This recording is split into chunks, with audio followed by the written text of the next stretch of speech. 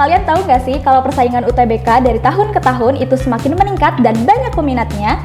Buat kalian yang mau lolos UTBK SNBT tahun depan, yuk kita belajar bersama-sama dan siapkan alat tulismu sekarang juga ya!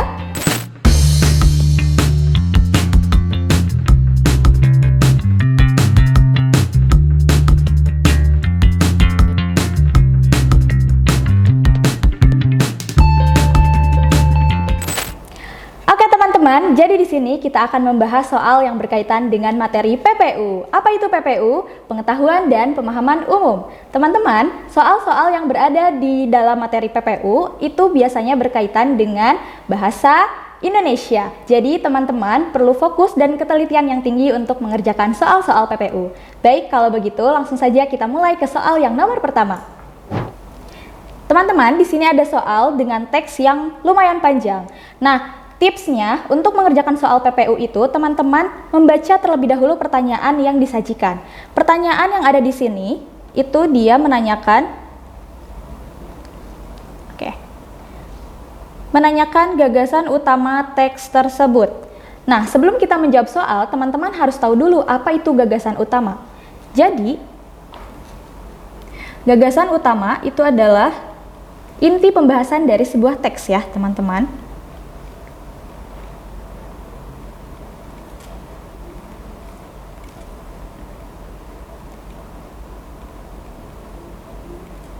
Inti pembahasan sebuah teks. Oke, nah letak gagasan utama ini biasanya berada di dalam kalimat utama.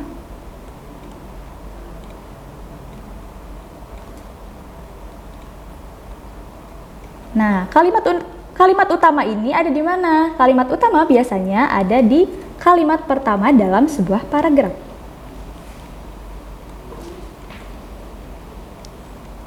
Oke, nah tapi teman-teman, gagasan utama itu tidak selalu berada di kalimat pertama ya.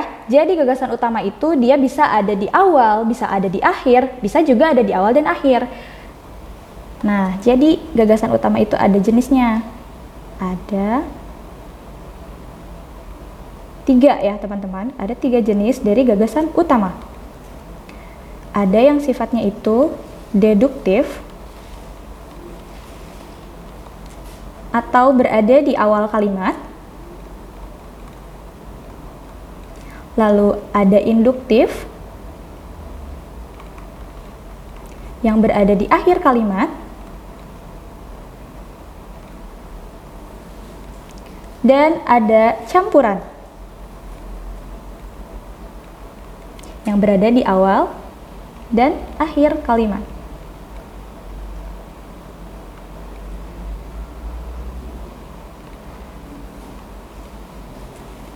Nah, maksudnya awal kalimat, akhir kalimat, awal dan akhir kalimat ini tuh apa? Jadi, gagasan utama itu berada di awal kalimat dalam sebuah paragraf. Kemudian kalau yang induktif itu akhir kalimat sebuah paragraf. Kalau yang campuran itu awal dan akhir dari sebuah paragraf. Seperti itu ya, teman-teman.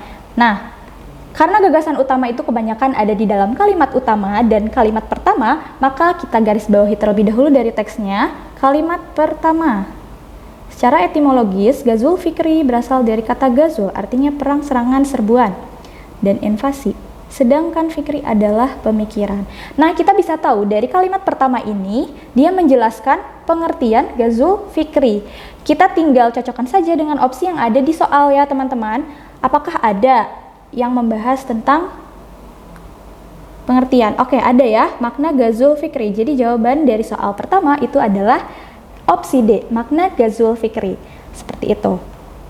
Kemudian kita lanjutkan ke soal nomor 2.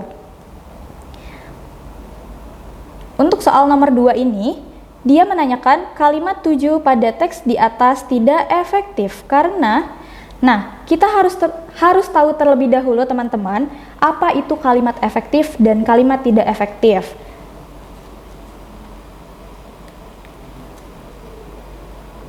Oke, kalimat efektif.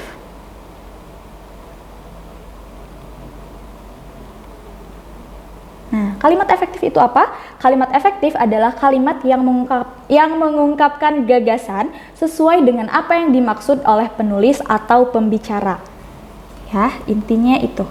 Jadi mengungkapkan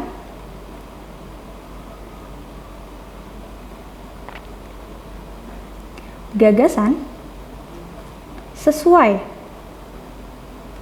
dengan apa yang dimaksud oleh penulis.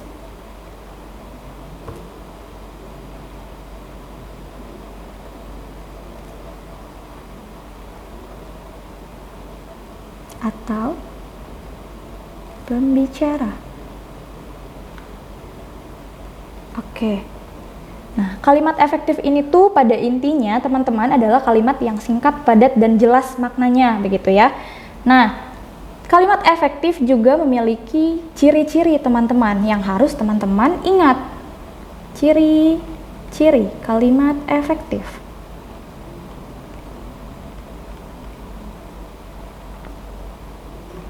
Oke, ciri dari kalimat efektif itu ada 5 ya teman-teman. Yang pertama itu sebentar. Yang pertama itu adalah kelugasan. Nah, apa yang dimaksud dengan kelugasan? Jadi, kalimat itu harus langsung pada pokok-pokoknya.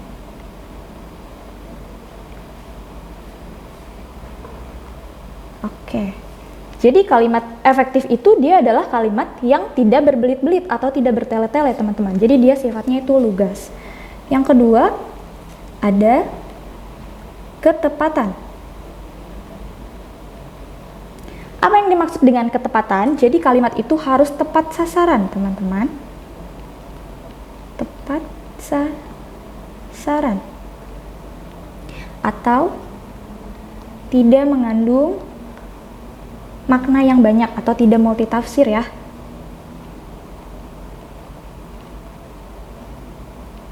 Multitafsir. Oke. Ciri yang ketiga adalah kejelasan. Nah, kejelasan di sini maksudnya apa? Jadi kejelasan dalam kalimat efektif itu adalah jelas struktur kalimatnya gitu, seperti subjek, predikat, objek. Nah, itu jelas kedudukannya gitu ya.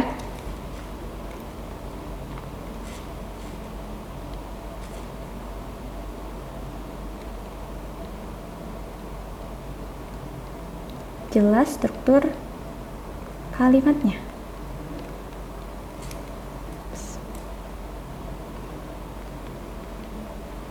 Oke, ciri yang keempat itu adalah kehematan.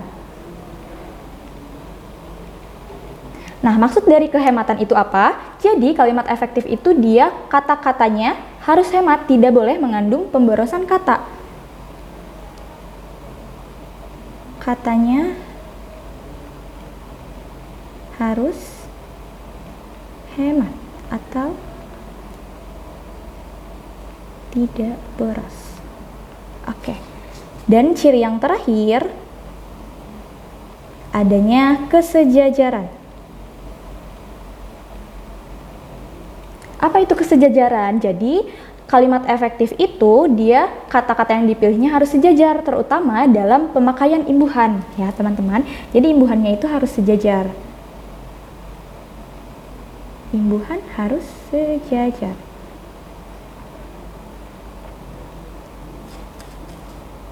Nah, oke.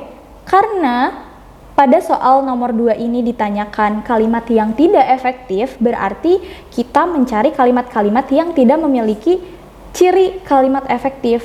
Misalnya, kalau kalimat tidak efektif itu berarti dia tidak lugas, kemudian tidak tepat, kemudian strukturnya tidak jelas, kemudian kata-katanya hemat atau tidak boros, lalu mengandung kesejajaran. Nah, di kalimat ketujuh ini, kalimat ketujuh. Nah, saat pada masa pendudukan Jepang, Museum Geologi dikelola dan diatur oleh Kogyo Zimuso dan namanya diubah menjadi Chishitsu Chosaso. Ya. Nah, ketidakefektifan pada kalimat 7 ini ada di mana? Ada di kata ini, teman-teman. Saat pada masa. Nah, saat dan pada itu memiliki makna yang sama. Jadi seharusnya kita harus memilih salah satu. Saat masa pendudukan Jepang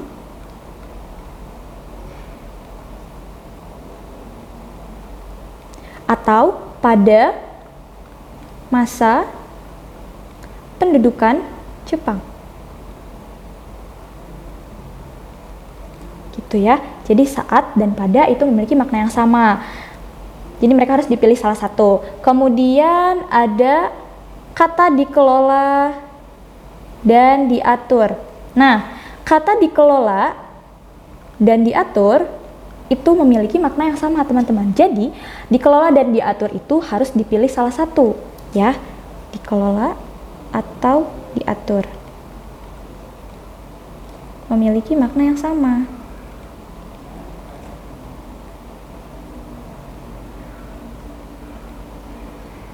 Oke.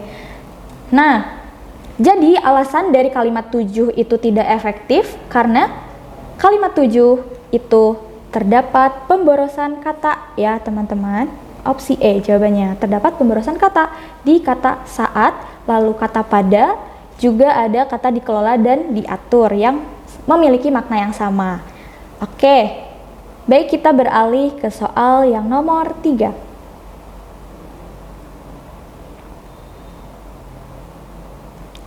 Oke, soal ketiga ini dia menanyakan kalimat di atas yang mengandung kata konotasi.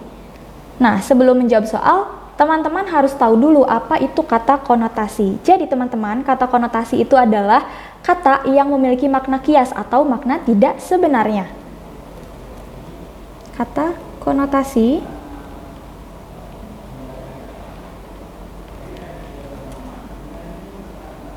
kata yang memiliki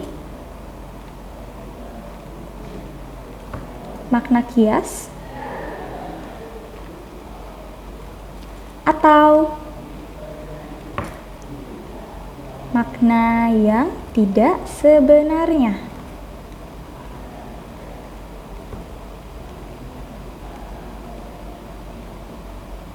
Oke, jadi kata konotasi ini itu dia tidak ada maknanya di dalam kamus ya teman-teman, karena kan kata konotasi bukan sebenarnya maknanya itu, jadi dia tidak ada di dalam kamus.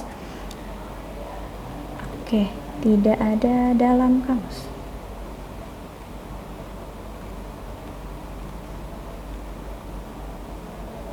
Oke, nah kebalikan dari kata konotasi itu apa? Ada kata denotasi. Kata denotasi. Nah, kalau tadi kata konotasi itu memiliki makna yang tidak sebenarnya, kalau kata denotasi itu adalah kata yang memiliki makna sebenarnya.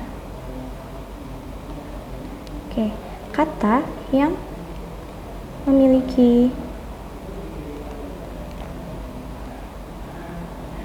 makna sebenarnya.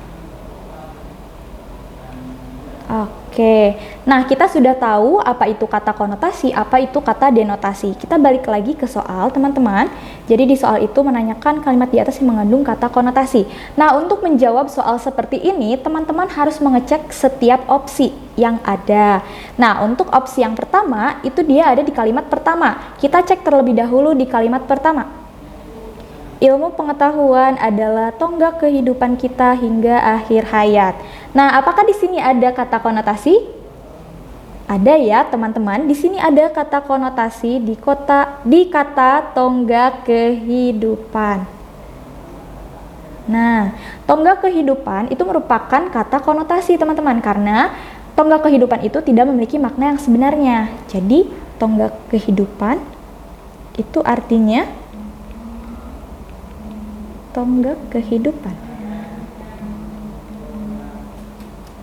Tonggak kehidupan itu artinya memiliki peranan yang penting dalam kehidupan ya, teman-teman.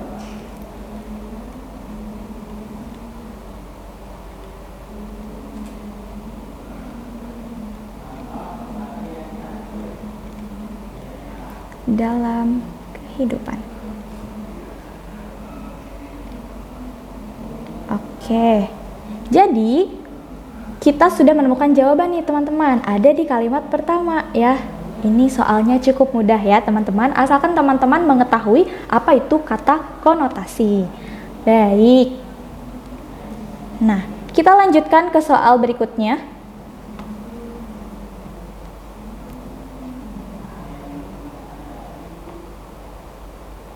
Kita lanjutkan ke soal berikutnya, teman-teman. Di sini soalnya itu kalimat 6 dan 7 dalam teks di atas mengandung hubungan. Oke. Nah, kalau misalnya ditanyakan hubungan kata atau hubungan kalimat, berarti itu kaitannya dengan konjungsi ya, teman-teman. Konjungsi.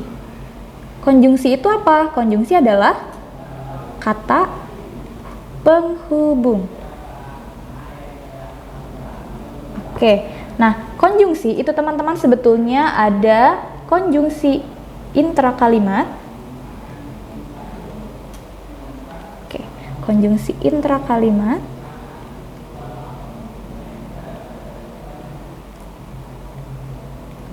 Intrakalimat itu dia berarti ada di dalam kalimat.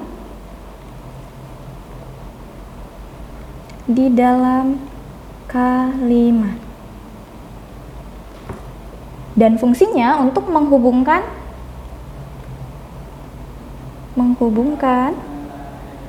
klausa satu dengan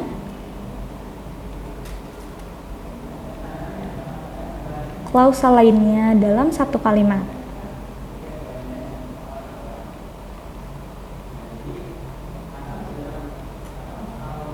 Oke.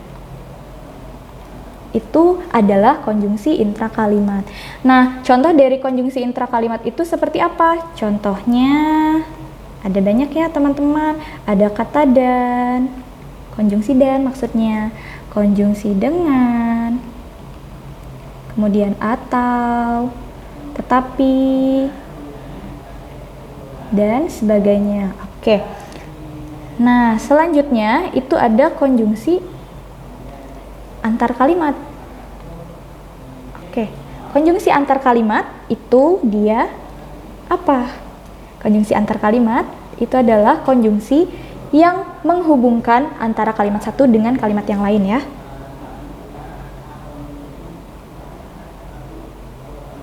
Antar kalimat. Nah, letak konjungsi antar kalimat ini biasanya ada di awal kalimat, teman-teman. Awal kalimat menghubungkan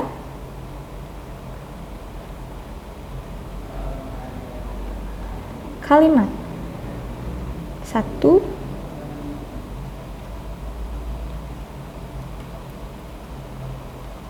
dengan kalimat lainnya.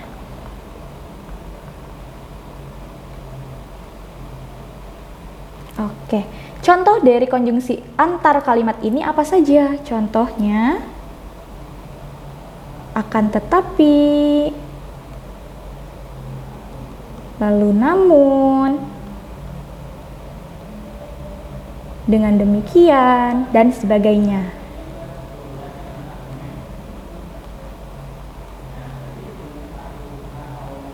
Oke, nah kita kembali ke soal teman-teman. Jadi di soal itu kan ditanyakan kalimat 6 dan 7 mengandung hubungan apa? Jadi kita garis bawahi terlebih dahulu kalimat ke-6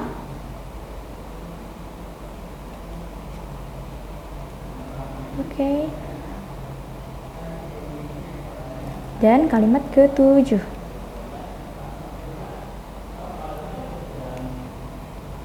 Oke.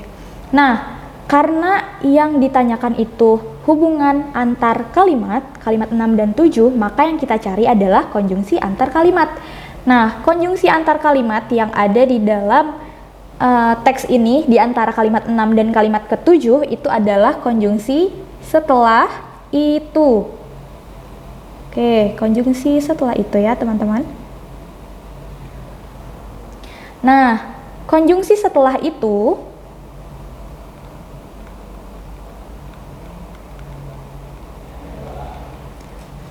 memiliki hubungan apa? Setelah itu memiliki hubungan urutan waktu.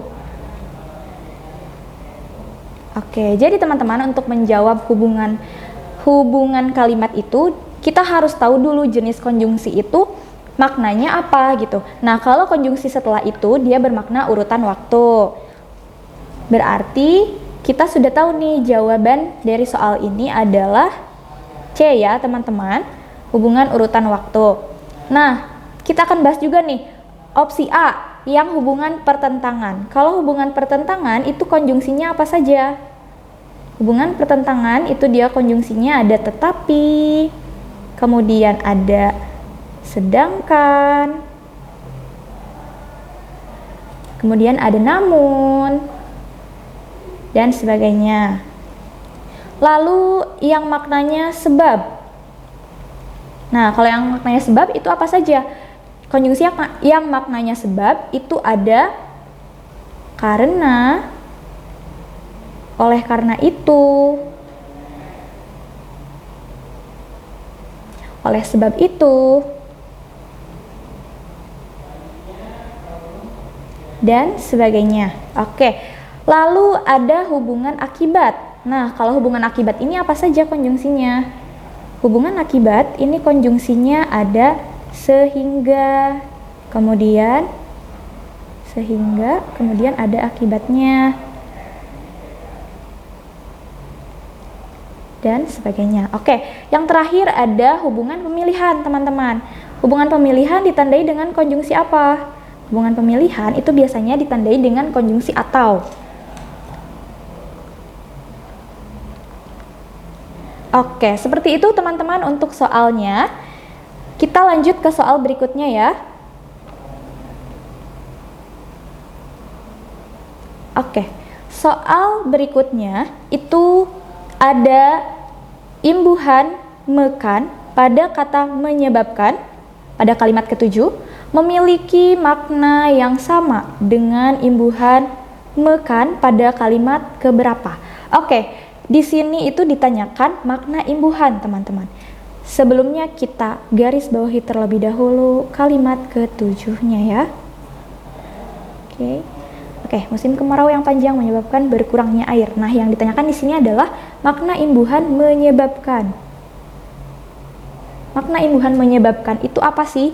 Nah, berhubungan dengan makna imbuhan, teman-teman harus mengetahui dulu makna imbuhan mekan itu apa saja. Jadi, makna imbuhan mekan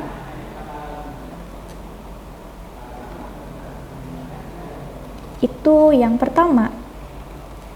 Yang pertama adalah melakukan pekerjaan untuk orang lain. Melakukan pekerjaan untuk orang lain. Contohnya seperti apa? Contohnya itu kakak merapikan baju adik, gitu ya. Contoh, kakak merapikan baju adik. Oke. Nah, kata merapikan di sini bermakna melakukan pekerjaan untuk orang lain. Jadi kakak itu merapikan bajunya adik, seperti itu ya, teman-teman. Lalu makna yang kedua itu adalah membuat jadi. Oke, contohnya seperti apa? Contohnya adik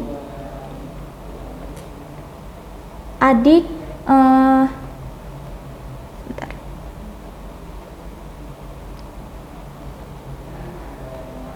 Oke. Contohnya adik menjatuhkan piring ke lantai. Oke, nah kata menjatuhkan di sini itu artinya membuat jadi jatuh. Jadi adik itu membuat jadi jatuh piring ke lantai gitu. Adik menjatuhkan piring ke lantai, seperti itu ya teman-teman. Kemudian makna yang ketiga itu adalah melakukan perbuatan. Oke, melakukan perbuatan itu contohnya seperti apa? Contohnya, ayah memukulkan tongkat. Memukulkan tongkat ke pagar. Misalnya seperti itu ya. Nah, kata memukulkan di sini artinya ayah melakukan sebuah perbuatan gitu. Memukulkan tongkatnya ke pagar seperti itu ya. Kemudian makna yang keempat itu adalah mengarah ke. Oke, contohnya seperti apa? Contohnya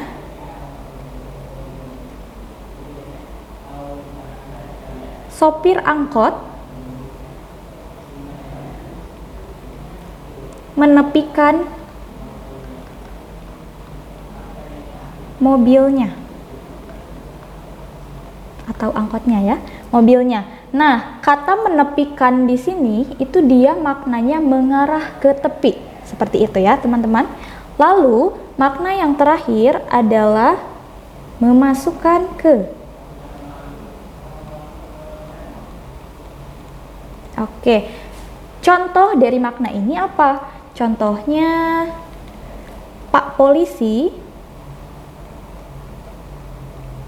memenjarakan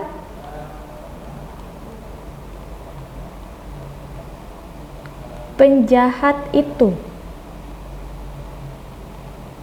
Oke, nah kata memenjarakan di sini memiliki makna memasukkan ke dalam penjara. Itu jadi Pak Polisi memasukkan ke dalam penjara penjahat itu. Nah, seperti itu ya teman-teman. Jadi makna imbuhan mekan itu ada 5. Teman-teman bisa baca di sini.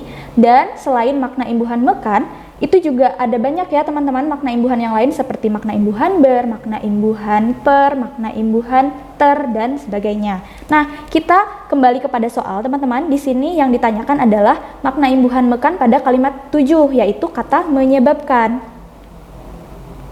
Oke, kata menyebabkan. Kata menyebabkan di sini memiliki makna apa? Memiliki makna melakukan perbuatan ya teman-teman. Melakukan. Bukan melakukan perbuatan, tapi lebih tepatnya itu membuat jadi. Karena kan menyebabkan, jadi membuat jadi sebab gitu. Membuat jadi.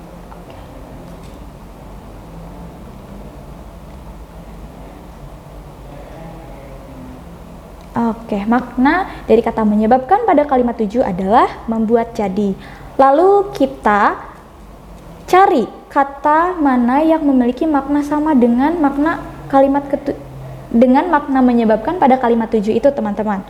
Coba, kalau opsi yang A itu di kata membuatkan memiliki makna apa? Membuatkan. Membuatkan berarti dia memiliki makna melakukan pekerjaan untuk orang lain ya. Membuatkan pekerjaan untuk orang lain.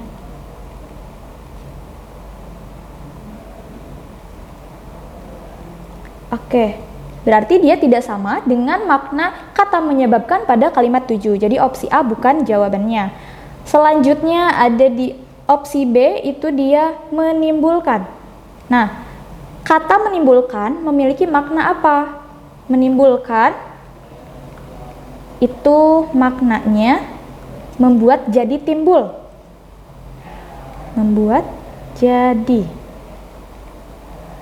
Oke, kita cek satu-satu terlebih dahulu ya teman-teman. Selanjutnya di opsi yang C, meyakinkan. Oke. Kata meyakinkan di sini memiliki makna apa? Meyakinkan memiliki makna melakukan perbuatan.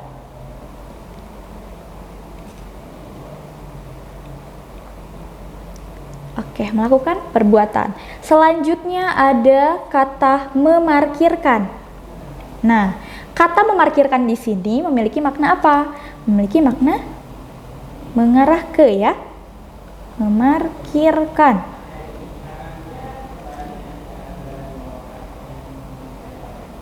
Mengarah ke. Oke, Selanjutnya opsi yang D itu ada kata membelikan.